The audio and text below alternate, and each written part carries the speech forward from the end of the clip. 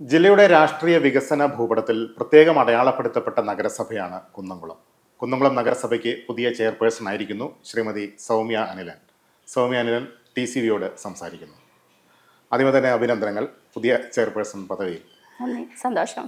സൗമ്യ അനിലൻ അങ്ങനെ രാഷ്ട്രീയ രംഗത്ത് പുതുമുഖമൊന്നുമല്ല. മുൻപ് കൗൺസിൽ അംഗമായിരുന്നു, വൈസ് ചെയർപേഴ്സൺ ആയിരുന്നു. പുതിയ ചെയർപേഴ്സൺ പദവിയിലേക്ക് കടന്നു വന്നിരിക്കുകയാണ്. ഈ പദവിയിലേക്ക് കടന്നു വരുമ്പോൾ കുന്നംകുളം നഗരത്തിന്റെ വികസനത്തിൽ ആദ്യമായി മുൻഗണന കൊടുക്കുന്ന ഒരു പദ്ധതി ഏതായിരിക്കും? കുന്നംകുളത്ത് കഴിഞ്ഞ 10 വർഷമായിട്ടുള്ള ഒരു തുടർഭരണമാണ് ഉണ്ടായിട്ടുള്ളത്. പ്രത്യേകിച്ച് 10 വർഷത്തിലെ നമ്മുടെ ബഹുമാന്യനായ MLA ശ്രീ മൊയ്തീൻ്റെ ശ്രമഫലമായിട്ട് ഒട്ടേറെ വികസന പദ്ധതികൾക്ക് നമ്മൾക്ക് തുടക്കം കുറിക്കാനും നടപ്പിലാക്കാനും സാധിച്ചിട്ടുണ്ട്. അപ്പോൾ അതിൻ്റെ തുടർച്ച എന്ന രീതിയിൽ ഇപ്പോൾ കഴിഞ്ഞ 2 ടേമിലും ചെയർപേഴ്സൺ ആയിരുന്നത് സീതാ രവീന്ദ്രനായിരുന്നു, സീതേച്ചിയാണ്. അപ്പോൾ അവരൊക്കെ തുടങ്ങി വെച്ച കുറേ പദ്ധതികളുണ്ട്. അപ്പം അത് നടപ്പിലാക്കുക എന്നുള്ളതാണ് നമ്മളെ ഏറ്റവും അധികം പ്രാധാന്യം കൊടുക്കുന്നത്. അപ്പം അതിൽ തന്നെ നമുക്ക് ഏറ്റവും അധികം ഇപ്പോൾ നമ്മുടെ MLA ഫണ്ട് കൊണ്ട് നടപ്പിലാക്കുന്ന ഹോസ്പിറ്റല്, താലൂക്ക് ഹോസ്പിറ്റലിൻ്റെ പണി നടന്നുകൊണ്ടിരിക്കുകയാണ്. അതോടൊപ്പം തന്നെ നമുക്ക് ഫണ്ട് പാസ്സായിട്ടുള്ള MLA ഫണ്ട് പാസ്സായിട്ടുള്ളതാണ് ഈ നഗരസഭയ്ക്ക് ഒരു പുതിയ അനക്സ് കെട്ടിടം പണിയാൻ പോവുകയാണ്. കുന്നംകുളത്തെ സംബന്ധിച്ച് ഏറ്റവും നമ്മൾ പ്രാധാന്യം കൊടുത്തിരുന്നതും ഏറ്റവും അധികം പേരെടുത്തതും മാലിന്യ സംസ്കരണ പ്രവർത്തനങ്ങളുമായി ബന്ധപ്പെട്ടാണ്. അപ്പം അതിൻ്റെ പ്രവർത്തനങ്ങൾ കുറച്ചും കൂടി നമ്മൾ നല്ല രീതിയിൽ ആ പ്രവർത്തനങ്ങളുമായി മുന്നോട്ട് പോകണം. അപ്പം പ്രത്യേകിച്ച് കുറുക്കമ്പാറയിലെ ബയോ മൈനിങ് ഉൾപ്പെടെയുള്ള കാര്യങ്ങൾ നടന്നുകൊണ്ടിരിക്കുകയാണ്. അത്തരത്തിലുള്ള പ്രവർത്തനങ്ങൾ നടന്നുകൊണ്ട് പിന്നെ അതേപോലെ തന്നെ നമുക്ക് തുറക്കളം മാർക്കറ്റ് ഉണ്ട്, സ്ലോട്ടർ ഹൗസ് ഉണ്ട്. അപ്പം ആ കാര്യങ്ങൾ കഴിഞ്ഞ പ്രാവശ്യം തുടങ്ങി വെച്ചിട്ടുണ്ട്. അപ്പം അത് പൂർത്തീകരിക്കുക എന്നുള്ള രീതിയിലുള്ള പ്രവർത്തനങ്ങളാണ് ആലോചിക്കുന്നത്.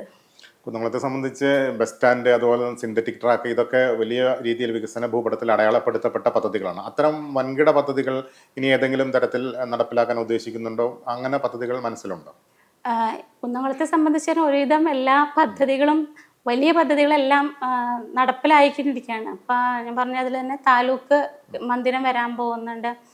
അപ്പം അതിൻ്റെ ഒക്കെ ഒരു പൂർത്തീകരണം എന്ന രീതിയിലാണ്. പിന്നീട് എന്ന് പറഞ്ഞു കഴിഞ്ഞാൽ നമ്മൾ ആലോചിക്കുന്ന ഒരു കാര്യം എന്ന് പറഞ്ഞു കഴിഞ്ഞാൽ നഗരം ഇപ്പം റിംഗ് റോഡ് ഉൾപ്പെടെയുള്ള കാര്യങ്ങൾ നടക്കാൻ പോവുകയാണ്.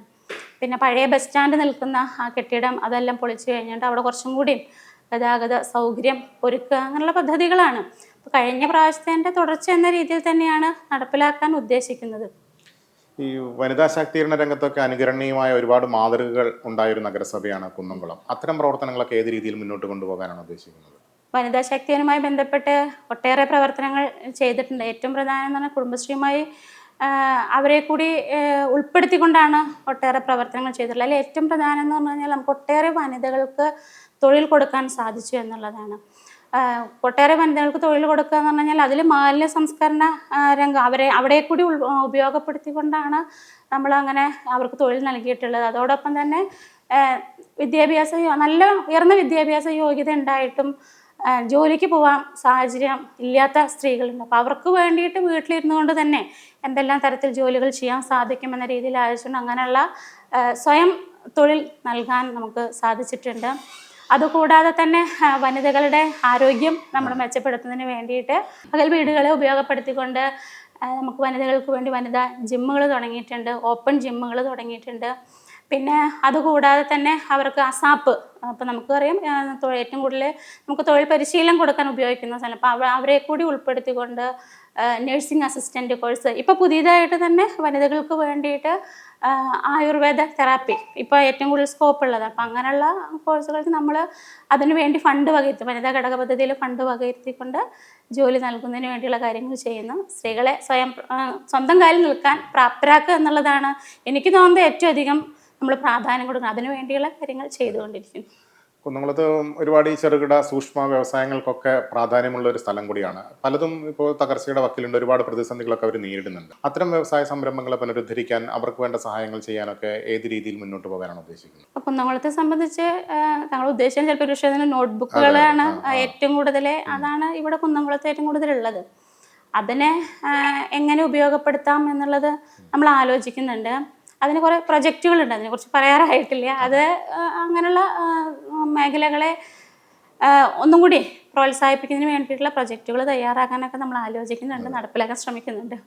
ഈ പുതിയ തലമുറയ്ക്ക് ഏറ്റവും കൂടുതൽ ഈ ലഹരിയുടെ പിടിയിലകപ്പെടുന്ന വലിയൊരു ദൂഷ്യവശം നമ്മുടെ സമൂഹത്തെ കാർന്നു നിന്നുണ്ട്. അവരെ കായികമായ രീതിയിലേക്ക് തിരിച്ചുവിടാനും അവരുടെ കഴിവുകളെ ക്രിയാത്മക രീതിയിലൊക്കെ ഉപയോഗപ്പെടുത്താനുള്ള പദ്ധതികൾ പല തദ്ദേശ സ്ഥാപനങ്ങളും ആവിഷ്കരിച്ച് വരുന്നുണ്ട്. കുന്നംകുളത്ത് അതിന് വലിയ സാധ്യതകളുണ്ട്. നമുക്ക് നല്ലൊരു സ്റ്റേഡിയം പോലുള്ള സൗകര്യങ്ങളുണ്ട്. കായിക രംഗത്തും അതോടൊപ്പം തന്നെ യുവാക്കൾക്കും ഒക്കെ വേണ്ടിയിട്ട് ഏതൊക്കെ രീതിയിൽ മുന്നോട്ട് പോകാനാണ് പുതിയ ഭരണസമിതിയുടെ ലക്ഷ്യം? കുന്നംകുളത്തെ വെച്ച് കുന്നംകുളം ഒരു കായിക ഹബ്ബായി മാറിക്കാം. പ്രത്യേകിച്ച് നമ്മുടെ MLA ശ്രമഫലമായിക്കൊണ്ടാണ് കഴിഞ്ഞ ഭരണസമിതിയുടെ സമയത്തൊക്കെ എന്ന് പറഞ്ഞു കഴിഞ്ഞാൽ ഈ ലഹരിക്കെതിരെയല്ല യുവാക്കളെ കൂടി സംഘടിപ്പിച്ചുകൊണ്ട് നമ്മൾ പലതരത്തിലുള്ള ക്യാമ്പയിനുകളൊക്കെ നടത്തിയിട്ടുണ്ട്. അതുകൂടാതെ തന്നെ സ്കൂളുകളിൽ ഇതുമായി ബന്ധപ്പെട്ട മത്സരങ്ങളും മറ്റ് അവർക്ക് വേണ്ട അതുപോലെ ബോധവൽക്കരണം നടത്തുന്നതിനൊക്കെ നമ്മൾ ശ്രമിച്ചിട്ടുണ്ട്. അതുകൂടാതെ തന്നെ നമ്മൾ കുട്ടികളെ കൂടുതലായിട്ട് കായികമാണ് ലഹരി എന്ന രീതിയിലേക്ക് കൊണ്ടുവരിക എന്നുള്ളത്. ഇപ്പോൾ ഈ സാധാരണ ഈ 5 വർഷമൊക്കെ എന്ന് പറഞ്ഞു കഴിഞ്ഞാൽ നമ്മുടെ കുന്നംകുളത്തുള്ള കുട്ടികൾക്ക് തന്നെ അവർക്ക് കായികപരമായുള്ള അവരുടെ ശേഷി കണ്ടെത്തുന്നതിനും അവരതിന് പ്രോത്സാഹിപ്പിക്കുന്നതിന് വേണ്ടിയിട്ട് നഗരസഭ തന്നെ ഫണ്ട് വകയിരുത്തിയിരുന്നു. അപ്പോൾ ഈ വെക്കേഷൻ സമയത്ത് അവർക്ക് അതിന് വേണ്ടിയിട്ട് ഒരു പരിശീലനം മറ്റും കൊടുത്തിരുന്നു. അപ്പം അങ്ങനെയെന്ന് പറഞ്ഞാൽ അവരെ ഒരു ട്രാക്കിലേക്ക് മാറ്റി വിടുമ്പോൾ ഈ ലഹരിക്കെതിരെ ഉള്ളൊരു ബോധവൽക്കരണം കൂടി ഉദ്ദേശിച്ചുകൊണ്ടാണ് നമ്മൾ അത്തരം പദ്ധതികളൊക്കെ നടപ്പിലാക്കിയിട്ടുള്ളത്.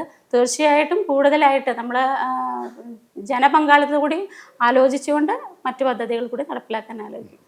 തദ്ദേശ സ്ഥാപനങ്ങൾക്ക് ഒരുപാട് കാര്യങ്ങൾ ചെയ്യാൻ കഴിയുന്ന മേഖലയാണ് ആരോഗ്യ വിദ്യാഭ്യാസ രംഗമൊക്കെ. ആരോഗ്യരംഗത്തെക്കുറിച്ച് ചെയർപേഴ്സൺ നേരത്തെ സൂചിപ്പിച്ചിട്ടുണ്ടായി. അത്തരം രംഗങ്ങളിൽ കൂടുതലായിട്ട് നമുക്ക് ഏതൊക്കെ രീതിയിൽ ഇനി മുന്നോട്ട് പോകാനുണ്ട്? ആരോഗ്യരംഗം ഞാൻ പറഞ്ഞു കഴിഞ്ഞു. വിദ്യാഭ്യാസ രംഗം എന്ന് പറഞ്ഞാൽ കുന്നംകുളത്തെ സംബന്ധിച്ച് ഗവൺമെൻറ് സ്കൂളുകൾ 3ആണുള്ളത്. പിന്നെ പ്രൈവറ്റ് സ്കൂളുകൾ വേറെയുണ്ട്. ഇപ്പോൾ മുമ്പത്തേങ്കാട്ടൊക്കെ നമ്മുടെ സ്കൂളുകളുടെ ഭൗതിക സാഹചര്യങ്ങളൊക്കെ നല്ല വ്യത്യാസം വന്നിട്ടുണ്ട്. ഇപ്പോൾ കഴിഞ്ഞ കുറേ വർഷങ്ങളായിട്ട് ബോയ്സ് ആണെങ്കിലും ഗേൾസ് ആണെങ്കിലും ഒക്കെ 100% വിജയമാണ് നമ്മൾ കൈവരിച്ചു കൊണ്ടിരിക്കുന്നത്. അതിനു വേണ്ടിയിട്ട് തന്നെ പഠനത്തിലൊക്കെ പിന്നോക്കം നിൽക്കുന്ന കുട്ടികൾക്ക് വേണ്ടി പ്രത്യേക കോച്ചിങ് ഉൾപ്പെടെ നൽകുന്നതിന് നഗരസഭ തന്നെ പദ്ധതി വെച്ചുകൊണ്ട് പ്രത്യേക പരിശീലനങ്ങളൊക്കെ നമ്മൾ നടത്തിയിട്ടുണ്ട്. അത്തരം പദ്ധതികൾ നമ്മൾ നടപ്പിലാക്കിക്കൊണ്ടിരിക്കുന്നുണ്ട്. നമുക്കെന്നാൽ ഈ വികസനത്തിൽ നിന്നും ഇതിൻ്റെ ഒരു രാഷ്ട്രീയത്തിലേക്ക് വന്നു കഴിഞ്ഞാൽ കുന്നംകുളം നഗരസഭ വളരെ രാഷ്ട്രീയ പ്രാധാന്യമുള്ള ഒരു സ്ഥലം കൂടിയാണ്. ഇത്തവണ LDFന് കേവല ഭൂരിപക്ഷത്തിന് ഒരു സീറ്റ് കുറവായിരുന്നു, 2 സീറ്റ് കുറവായിരുന്നു. പക്ഷേ ഭരണം നേടാനായിട്ടുണ്ട്. മറ്റ് രാഷ്ട്രീയ കക്ഷികളൊക്കെ ഉണ്ട്. അപ്പോൾ നഗരസഭ അല്ലെങ്കിൽ തദ്ദേശ ഭരണ സ്ഥാപനങ്ങളിൽ അങ്ങനെ ഭരണ മുന്നണിയാണ്. പക്ഷേ ശക്തമായിട്ടുള്ളൊരു പ്രതിപക്ഷ നിര അപ്പുറത്തുണ്ട്. അപ്പോൾ അവരെ കൂടി യോജിപ്പിച്ചുകൊണ്ട് ക്രിയാത്മകമായ രീതിയിൽ നഗരത്തിൻ്റെ വികസന കാര്യത്തിൽ എങ്ങനെ മുന്നോട്ട് പോകണമെന്നാണ് LDFന്റെ ഒരു പൊതു കാഴ്ചപ്പാട്. ഞങ്ങൾ ഉദ്ദേശിക്കുന്നത് വെച്ച് കഴിഞ്ഞാൽ 39 വാർഡാണ് നഗരസഭയെ സംബന്ധിച്ചുള്ളത്. തീർച്ചയായിട്ടും ഞാൻ പ്രതിപക്ഷം എന്ന് തന്നെ പറയാൻ ഉദ്ദേശിക്കുന്നില്ല. നഗരത്തിന് കുന്നംകുളത്തിന് വേണ്ടി എന്തെല്ലാം വികസനം നടപ്പിലാക്കാൻ പറ്റുമെന്ന രീതിയിൽ ഒറ്റപക്ഷമായി കൊണ്ടുപോകാനാണ് ഞങ്ങൾ ആഗ്രഹിക്കുന്നത്. അതിന് വേണ്ടിയിട്ടെന്ന് പറഞ്ഞാൽ നമുക്ക് രാഷ്ട്രീയമുണ്ട്, തീർച്ചയായിട്ടും രാഷ്ട്രീയമുണ്ട്. പക്ഷേ കുന്നംകുളത്തെ സംബന്ധിച്ച് ഒരു വികസനം നടപ്പിലാക്കുമ്പോൾ അത് തീർച്ചയായും എല്ലാവരെയും കൂടി ഉൾപ്പെടുത്തിക്കൊണ്ട് എല്ലാവരും ഒറ്റ കക്ഷിയെ കണ്ട് നടപ്പിലാക്കാനാണ് ഞങ്ങൾ ഉദ്ദേശിക്കുന്നത്. ഈ വികസനവും രാഷ്ട്രീയമൊക്കെ മാറ്റി വെച്ച് നമുക്ക് ഈ കുടുംബകാര്യത്തിലേക്ക് വന്നു കഴിഞ്ഞാൽ ഈ കുടുംബവും പൊതുപ്രവർത്തനവും ഒക്കെ എങ്ങനെയാണ് ഒരുമിച്ച് മുന്നോട്ട് കൊണ്ടുപോകുന്നത്? വലിയൊരു പ്രശ്നം തന്നെയാണ്. എന്നെ സംബന്ധിച്ച് പറഞ്ഞു കഴിഞ്ഞാൽ ഞാൻ മുമ്പ് കുടുംബശ്രീയുടെ ചെയർപേഴ്സണായി ഇരുന്നിരുന്നു. അതും പെട്ടെന്ന് വന്നത് തന്നെയാണ്. പിന്നീടാണ് അത് 2 വർഷം ആകുമ്പോഴേക്കാണ് മത്സരിച്ച് കഴിഞ്ഞ പ്രാവശ്യം വൈസ് ചെയർപേഴ്സൺ ആയത്. ആദ്യത്തെ തവണ തന്നെ മത്സരിക്കുമ്പോൾ നമ്മൾ വൈസ് ചെയർപേഴ്സൺ എന്ന് പറഞ്ഞാൽ വലിയൊരു ഉത്തരവാദിത്വം തന്നെയാണ് ഉണ്ടായത്.